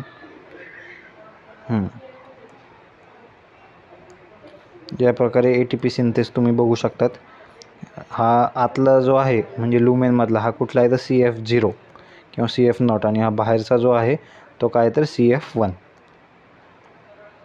आता CF0चे कामं काय आहेत की किंवा कॅरेक्टरिस्टिक त्याच्या, it is embedded in the thylakoid membrane. दिसत असेल तुम्हाला ही पिंक रंगाची थायलॉकेड मेम्ब्रेनमध्ये हा CF0 एम्बेडेड आहे. त्यानंतर फॉर्म्स ट्रान्समेम्ब्रेन चॅनल बनवतो असं, आणि carries out facilitated diffusion of proton across membrane. Active diffusion नाही, कुठलेही दुसरं पॅसिव्ह पण नाही, facilitated diffusion of proton across the membrane. कोणाचं काम आहे तर CF0चं. आता आपण NCERTमध्ये बघूया.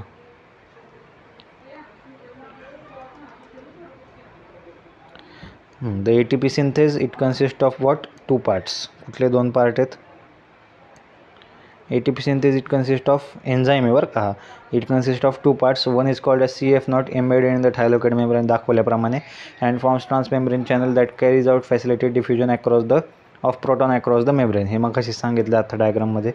आता द अदर पोर्शन म्हणजे CF1 and the other portion is called CF1 and protrudes on the outer surface of the thylakoid membrane on one side that faces the stroma. म्हणजे स्ट्रोमा साईडला जो थायलॉकेड मेम्ब्रेनच्या बाहेर जो स्ट्रोमा आहे तिथं फेस करून असं बाहेर प्रोट्रुड्यूड झाल्याप्रमाणे असतो तो.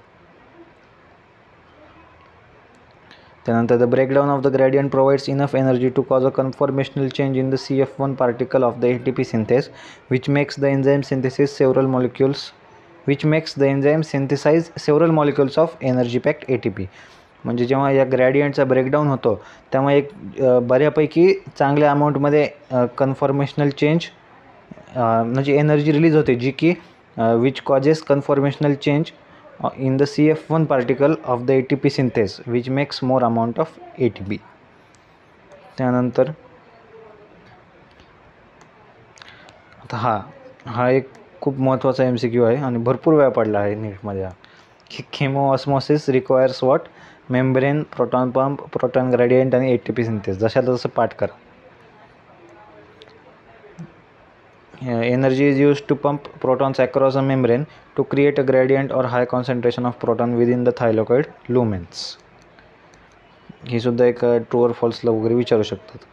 ATP synthase has a channel that allows diffusion of proton back across the membrane. This releases enough energy to activate ATP synthase enzyme that catalyze the formation of ATP. त्यानंतर along with the NADPH produced by the movement of electron, the ATP will be used immediately in the biosynthetic reaction. कुठली होती biosynthetic reaction तर dark reaction आपली, taking place in the स्ट्रोमामध्ये होती, responsible for fixing CO2 आणि synthesis of sugar. So आता आपल्याला तेच बघायचं आहे, कॅल्विन सायकल वगैरे. सो काही महत्त्वाचे पॉईंट्स आहे इथं. तेच chemiosmosis requires what membrane, proton pump, proton gradient आणि ATP सिंथेस. आणि ATP प्लस NADPH2 याला आपण कंबाईनली काय म्हणतो तर ॲसिमिलेट्रिक पॉवर, हे लक्षात ठेवायचं. त्यानंतर 1-2 MCQ आहेत. Formation of ATP in photosynthesis and respiration is an oxidation process which utilises energy from electrons. आणि constituent of PS1 are located on outer surface of the granal and the stromal thylakoids. So हे लक्षात ठेवा. त्यानंतर डायग्राममध्ये बऱ्यापैकी सांगितलं आहे मी.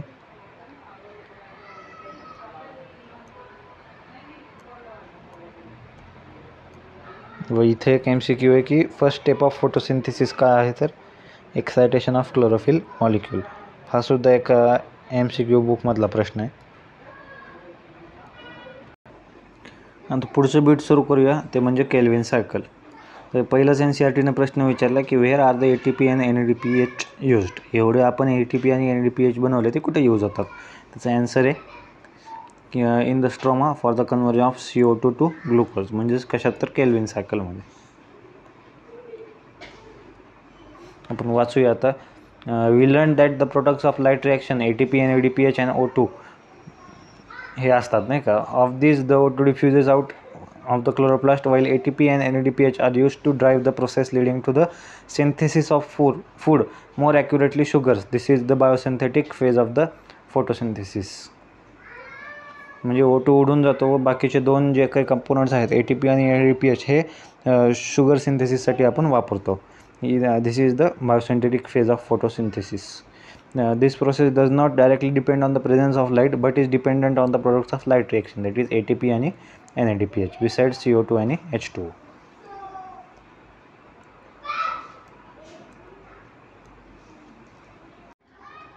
तर पुढच्या पॅराग्राफमध्ये बघा आता एक इंटेक्स्ट क्वेश्चन आहे. Can we hence say that calling biosynthetic phase as dark reaction is a misnomer. तर याचा ॲन्सर आहे yes, it is correct. So तुम्ही सुद्धा तिथे लिहून ठेवू शकतात येस म्हणून. कधी असा प्रश्न आला तर येस करायचं त्याचा ॲन्सर. त्यानंतर पुढच्या पॅराग्राफमध्ये बघा.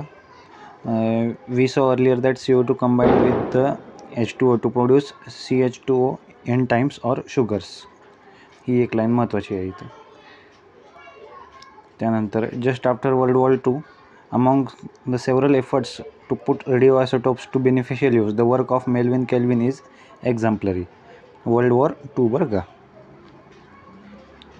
त्याच्यानंतर ह्याच्या आधीसुद्धा वर्ल्ड वॉर II आपल्याला मागच्या लेक्चर्समध्ये आलं. तर ते कुठं तर पेनिसिलिनच्या डिस्कवरीमध्ये म्हणजे इफेक्टिव्ह यूजमध्ये अमेरिकन सोल्जर्सला इफेक्टिव्हली ट्रीट करण्यासाठी World War II मध्ये पेनिसिलिन वापरलं होतं. The use of radioactive C14 by him in algal photosynthesis. Algae कुठला होता तर Chlorella. Studies led to discovery that the first CO2 fixation product was a 3 carbon organic acid. म्हणजे त्यांनी जो काही स्टडी केला रेडिओॲक्टिव्ह 14वर इन द अल्गल फोटोसिंथेसिस, त्याच्यावरून काय समजलं की first CO2 fixation product was 3 carbon organic compound. He also contributed to working out the complete biosynthetic pathway hence called as Calvin cycle after him. म्हणजे त्यांनी हे तर शोधलंच की 3 कार्बनचा स्टार्टिंग सबस्ट्रेट आहे, पण अख्खी केल्विन सायकलसुद्धा शोधून काढली. म्हणजे अख्खा बायोसिंथेटिक पाथवेसुद्धा शोधून काढला. त्याच्यामुळं आपण त्याला म्हणतो केल्विन सायकल. का तर ती शोधली होती मेल्विन केल्विनने. त्यानंतर the first product identified was 3 phosphoglyceric acid और इन शॉर्ट PGA किंवा 3PGA. सो आत्ताच यांनी सांगितलं की फर्स्ट प्रोडक्ट कुठला आहे तर 3PGA. आणि त्यांनी कुठला शोधला होता first CO2 fixation compound 3 carbon containing organic acid. तर तोच प्रश्न विचारला त्यांनी की how many carbon item does it have. तर ॲन्सर असणार 3 कार्बन. पुढं बघूया. Scientists also tried to know whether all plants have PGA as first product of CO2 fixation, or whether any other product was formed in the other plants. Experiment conducted over a wide range of plants led to discovery of another group of plants where the first stable product of CO2 fixation was again an organic acid, but one had 4 carbon atoms in it. म्हणजे काही प्लांट्समध्ये first जो CO2 fixation compound असतो त्याच्यात 3 carbon item असतात व काहीमध्ये काय असतात तर 4 कार्बन ॲटम्स असतात. त्यानंतर this acid was identified as oxaloacetic acid किंवा OAA. Since the CO2 assimilation during photosynthesis was said to be of 2 main types. So आता 2 प्रकार पडले CO2 assimilation चे. कुठल्या C3 pathway आणि C4 pathway. Those plants in which first product of CO2 fixation is C3 acid म्हणजे phosphoglyceric acid किंवा 3-PGA, it is called as C3 pathway. आणि ज्यांच्यामध्ये first product of CO2 fixation is C4 acid म्हणजेच oxaloacetic acid OAA, त्यांचं काय C4 pathway. आता ह्याच pathway आपल्याला पुढं स्टडी करायचं आहे. त्यानंतर पुढचं बीट बघा, the primary acceptor of CO2. How many carbon atoms would a molecule have which after accepting CO2 would have 3 carbons म्हणजे ऑफ PGA. म्हणजे PGAच्या आधी कोण असणार, त्याचा ॲन्सर आता बघा.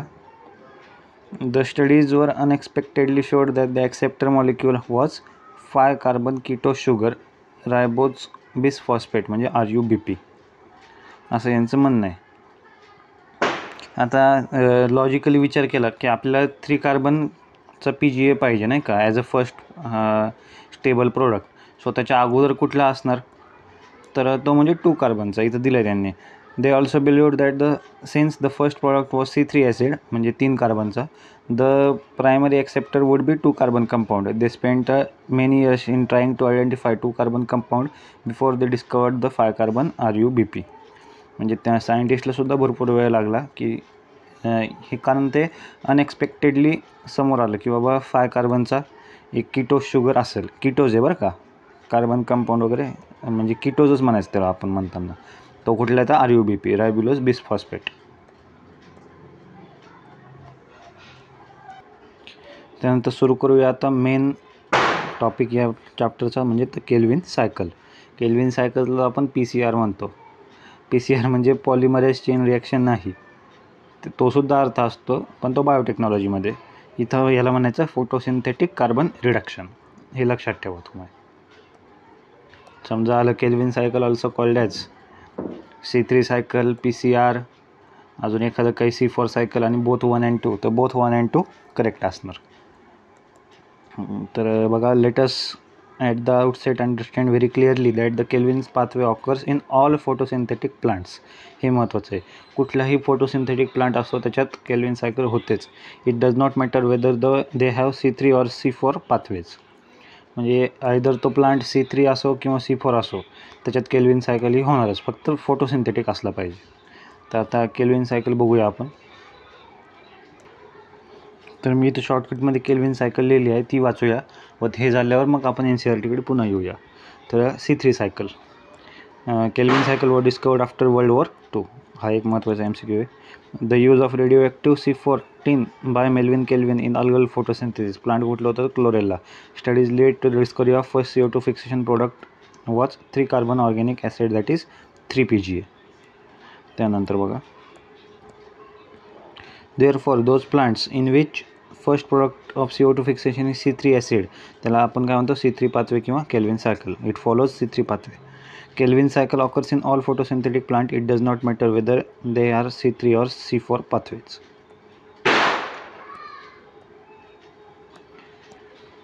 आता केल्विन सायकल बघा, यात कसं आहे, आता जो आपला सायकल असतो त्याच्यात एक प्रायमरी ॲक्सेप्टर जो असतो तो कुठला आहे तर 5 कार्बन कीटोज शुगर म्हणजे कुठला तर RUBP.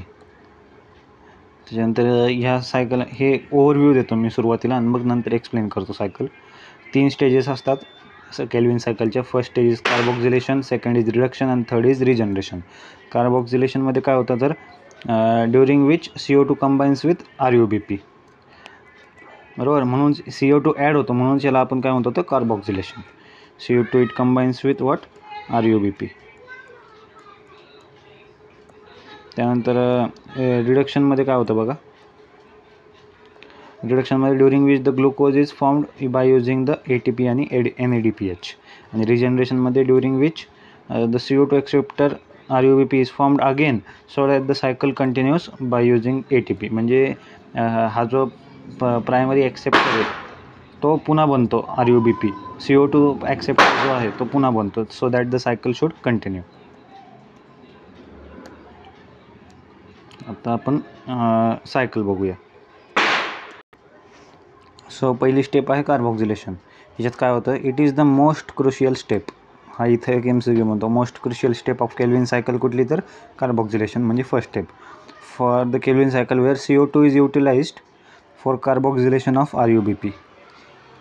म्हणजे RUBPचं कार्बोक्सिलेशन करण्यासाठी CO2 आपण वापरतो या स्टेपमध्ये. त्यानंतर बघा, RUBP म्हणजे 5 कार्बनचा RUBP रायबुलोज 1,5 बिसफॉस्फेट, आपण याला पूर्ण नाव याचं. It reacts with CO2 to produce a short lived 6 carbon intermediate in the presence of enzyme RUBP carboxylase और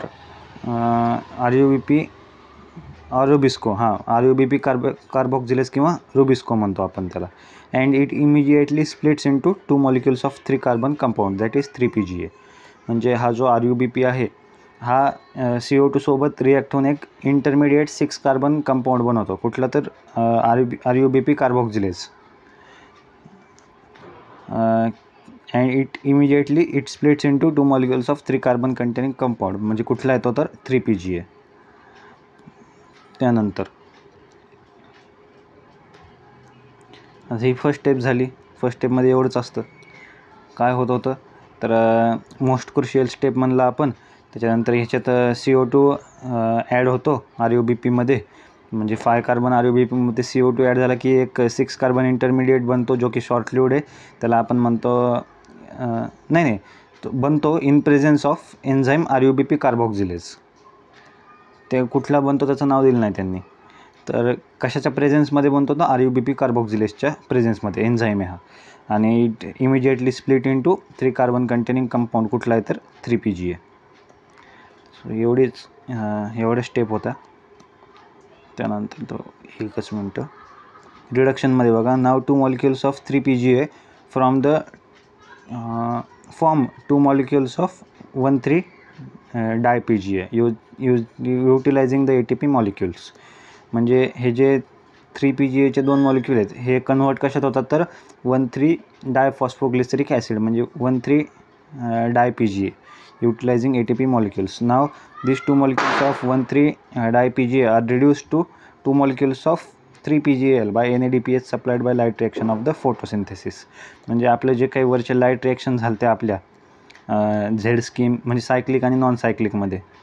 सो त्याच्यातून जो NADPH बनला होता तर तो कशाला रिड्यूस करतो, इट रिड्यूसेस द 1,3 डायPGA टू 2 मॉलिक्युल्स ऑफ 3PGAl. त्याच्यामुळेच आपण या स्टेपला काय म्हणतो तर रिडक्शन स्टेप म्हणतो. Therefore in reduction step we need 2 molecules of ATP for phosphorylation and 2 of NADPH for reduction per CO2 molecule fixed. म्हणजे एका CO2 मॉलिक्यूलसाठी किती लागतात आपल्याला 2 ATP लागतात आणि 2 NADPH लागतात. हे आकडे लक्षात ठेवा, हे शेवटी कामाचे येणार आहे आपल्याला. 2 ATP कशासाठी तर 2 मॉलिक्युल्स ऑफ 3PGA फॉर्म म्हणजे 3PGA पासनं 1,3 डायPGA बनण्यासाठी 2 ATP मॉलिक्यूल लागतात. कारण हे 2 मॉलिक्यूल आहेत नाही का. आणि 1,3 डायPGAचं कन्वर्जन 3PGAlमध्ये करण्यासाठी NADPH लागतात. इथं 2 मॉलिक्यूल म्हणजे NADPHची सुद्धा किती 2 मॉलिक्यूल लागणार. त्यानंतर बघा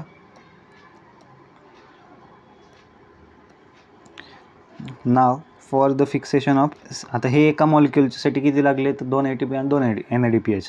6 CO2 मॉलिक्यूलसाठी किती लागणार तर 12 बरोबर.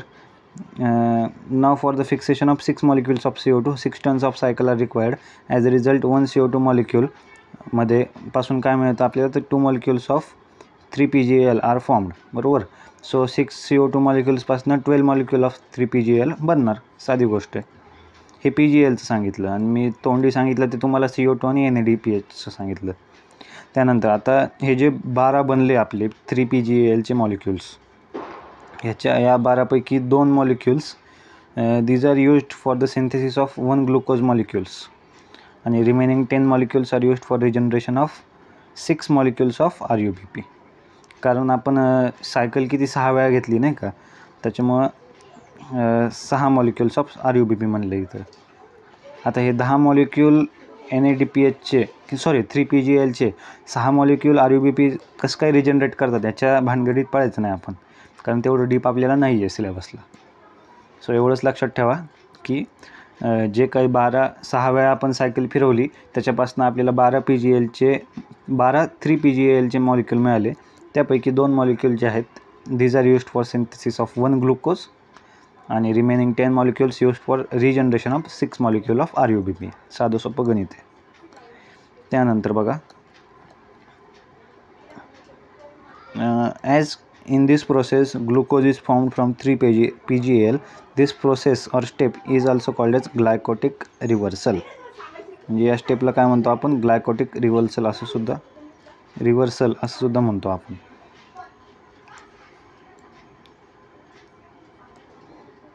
सो मी इथं सायकल दाखवतो तुम्हाला NCERT मधली, की आपला रायब्युलोज 1,5-बायफॉस्फेट होता किंवा बिसफॉस्फेट. तर हा 5 कार्बन कंटेनिंग कंपाऊंड होता. तर ह्याचं काय झालं तर कार्बोक्सिलेशन झालं, म्हणजे ॲडिशन ऑफ कार्बन. झालं, एक कार्बन ॲड झाला की एक 6 कार्बन इंटरमिडिएट तयार झाला आणि तो स्प्लिट झाला कशात तर 3 PgA म्हणजे 3-फॉस्फोग्लिसरिक ॲसिड, किंवा त्यालाच म्हणतो आपण 3-फॉस्फोग्लिसरेट. ग्लिसरेट काय आणि ग्लिसरिक ॲसिड काय असं सेम शब्द आपण म्हणत असतो. याचे 2 मॉलिक्यूल बनले नाही का 3 कार्बनचे. आणि इथं एन्झाईम कुठला होता, RUBP कार्बोक्सिलेज होता. सो हा जो आता ही झाली कार्बोक्सिलेशन स्टेप ओव्हर. त्याच्यानंतर हा जो 3 PgA आहे तर ह्याचं काय झालं, पुढं रिडक्शन झालं.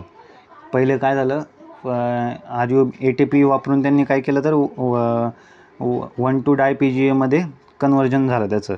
आणि त्याच्यानंतर रिडक्शन NADPची पॉवर वापरून त्यांनी रिडक्शन झालं कशात तर 3 PgAl. आणि किती मॉलिक्यूल 3 PgAlचे तर 2 मॉलिक्युल्स. सो इथं काय काय लागलं, 2 मॉलिक्यूल ATP लागले आणि 2 मॉलिक्यूल NADPH लागले आपल्याला. सो हे जे इथपर्यंत झालं बरोबर, रिडक्शन स्टेपसुद्धा झाली. असंच आपण 6 वेळा सायकल फिरवली तर मग किती बनवतात, 12 3 PgAचे मॉलिक्यूल बनतात, बरोबर. 12पैकी जे 10 आहेत ते इथं रिजनरेशनला गेले वरती, आणि जे 2 मॉलिक्यूल आहेत 3 PgAlचे ते इथं शुगर बनवायला गेले, सुक्रोज किंवा स्टार्च वगैरे.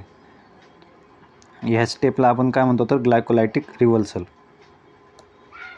आता पुढं बघूया आपण पुढं काय झालं ते रिजनरेशन स्टेपमध्ये. आता regeneration of CO2 acceptor molecule म्हणजे RUBP, बरोबर. It is crucial if the cycle is to be continued uninterrupted. त्यानंतर through a series of complex reactions 10 molecules of 3 PgAl are used for regeneration of 6 molecules of RUBP at the cost of 6 ATP. इथं आता 6 ATP अजून लागतात आपल्याला. For this purpose 6 tons of Kelvin cycle are needed to be operated so that the molecule of glucose can be synthesized. जे glucose मॉलिक्यूलमध्ये आपल्याला माहिती 6 carbon molecule असतात. So 6 वेळा आपल्याला केल्विन सायकल फिरवावी लागते किंवा करावी लागते. As a result the regeneration step required 1 ATP for phosphorylation to form 1 molecule of RUBP. म्हणजे इथं रिजनरेशन स्टेपमध्ये 1 मॉलिक्यूल RUBPचा मिळवण्यासाठी आपल्याला किती ATP लागले तर 1 ATP. 6 वेळा सायकल केल्यास किती ATP लागतील, 6 ATP. आणि 6 ATP वगैरे सगळं घेऊन आपल्याला काय बनेल तर 1 ग्लुकोज मॉलिक्यूल सिंथेसाइज करता येईल आपल्याला, जो की 6 कार्बनचा असेल.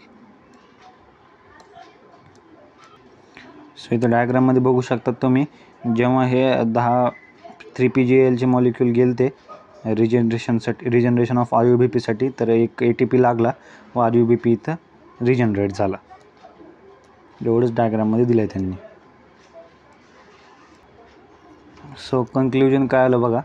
For every CO2 molecule entering the Calvin cycle 3 molecule of ATP. 3 कसं काय आलं तर 2 ATP रिडक्शन स्टेपमधनं आणि 1 रिजनरेशन स्टेपमधनं. हे 3 मॉलिक्यूल ऑफ ATP रिक्वायर्ड आणि 2 molecules of NADPH required reduction स्टेपमधनं. देअरफॉर 6 CO2 मॉलिक्यूलसाठी, आता एका CO2 मॉलिक्यूलसाठी 3 ATP आणि 2 NADPH, तर 6 CO2 मॉलिक्यूलसाठी 18 ATP आणि 12 NADPH रिक्वायर्ड. साधं गणित आहे. सो इनपुट काय दिलं तर आपण की 6 CO2 मॉलिक्यूल दिले, ते 18 ATP दिले, बरोबर. म्हणजे आपण इथं कन्सिडर करतो की 6 वेळा आपण सायकल केली. सो इनपुट काय होता तर 6 CO2, 18 ATP आणि 12 NADPH. तर आउटपुट काय मिळालं आपल्याला, 1 ग्लुकोज मॉलिक्यूल मिळाला. त्याच्यानंतर 18 ADP आणि 12 NADP मिळाले. सो हे गणित लक्षात ठेवायचं. याच्यावरच भरपूर प्रश्न बनतात. आता क्वेश्चनसुद्धा घेतो मी. क्वेश्चन बघा, हे थोडे टिपिकल क्वेश्चन आहेत सगळे. Carbon in the carbon dioxide is radioactively labeled. The product in which radioactive carbon can be traced in C3 plant is, तो कुठला आहे तर 3PGA. हे लक्षात ठेवायचं. त्यानंतर पुढचा क्वेश्चन बघा. Calvin cycle involves oxidative carboxylation, reductive carboxylation का बोथ, किंवा ऑक्सिडेटिव्ह डिकार्बोक्सिलेशन का रिडक्टिव्ह डिकार्बोक्सिलेशन. तर आन्सर आहे रिडक्टिव्ह कार्बोक्सिलेशन. रिडक्शनही होतं आणि कार्बोक्सिलेशनही होतं. So reductive carboxylation. त्यानंतर how much oxygen is found in from the 264 gram CO2 आणि 216 ग्राम H2O. तर 192 ग्रॅम. हे तुम्हाला होमवर्क आहे, तुम्ही गूगल करू शकता. त्यानंतर dark reaction of photosynthesis occur in stroma outside the photosynthetic lamellae. त्यानंतर केल्विन सायकल ऑकर इन कुठं, क्लोरोप्लास्टमध्ये. हे महत्त्वाचं आहे बरं का. कुठं होती केल्विन सायकल तर क्लोरोप्लास्टमध्ये. पुढचा क्वेश्चन आहे ॲप्लिकेशन बेस्ड आहे. सेक्शन B मध्ये वगैरे पडण्याची शक्यता आहे तुम्हाला. की plants are removed from the patients room at night because, रात्री आपण पेशंटच्या रूममधनं झाडं वगैरे काढून टाकतो का. ॲन्सर आहे त्याचं they do not photosynthesise at night, therefore fail to deplete the CO2 of the room, hence their presence will increase the CO2. So आपण ते प्लांट्स वगैरे पेशंटच्या रूममधनं काढून टाकत असतो. हा महत्त्वाचा MCQ आहे. तर NCERTत बघा. Carboxylation is the fixation of CO2 into a stable organic intermediate. Carboxylation is the most crucial step of Kelvin cycle where CO2 is utilized for the carboxylation of RUBP. This reaction is catalyzed by the enzyme RUBP carboxylase, which results in the formation of 2 molecules of 3PGA. Since the enzyme also has an oxygenation activity, it would be more correct to call RUBP carboxylase oxygenase, म्हणजे Rubisco. So त्या एन्झाईमला ऑक्सिजनेसची सुद्धा activity असते. So आपण त्याला Rubisco म्हणजे RUBP carboxylase ऑक्सिजनेस असं सुद्धा म्हणतो. हे तुम्हाला फोटो रेस्पिरेशनमध्ये सुद्धा समजेल ह्याचं फंक्शन वगैरे. रिडक्शनमध्ये बघा. These are the series of reaction that lead to formation of glucose. The steps involve utilisation of 2 molecules of ATP for phosphorylation and 2 of NADPH for reduction per CO2 molecule fixed, बरोबर. त्यानंतर बघा. The fixation of 6 molecules of CO2 and 6 tons of cycle are required for formation of 1 molecule of glucose from the pathway. मी जे सांगितलं तेच यांनी सुद्धा सांगितले, तरी मी थोडंसं डीपमध्येच गेलो. रिजनरेशनमध्ये regeneration of CO2 acceptor molecule RUBP is crucial if the cycle is to continue uninterrupted.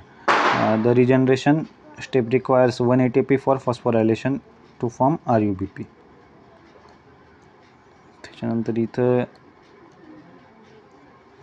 नावंसुद्धा दिलेत स्टेप्सचे, की carboxylation during which CO2 combines with RUBP. त्याच्यानंतर reduction during which carbohydrate is formed at the expense of photochemically made ATP आणि NADPH. आणि regeneration तिसरी step आहे during which CO2 acceptor RUBP is formed again so that the cycle continues. त्यानंतर इथं बघा आता.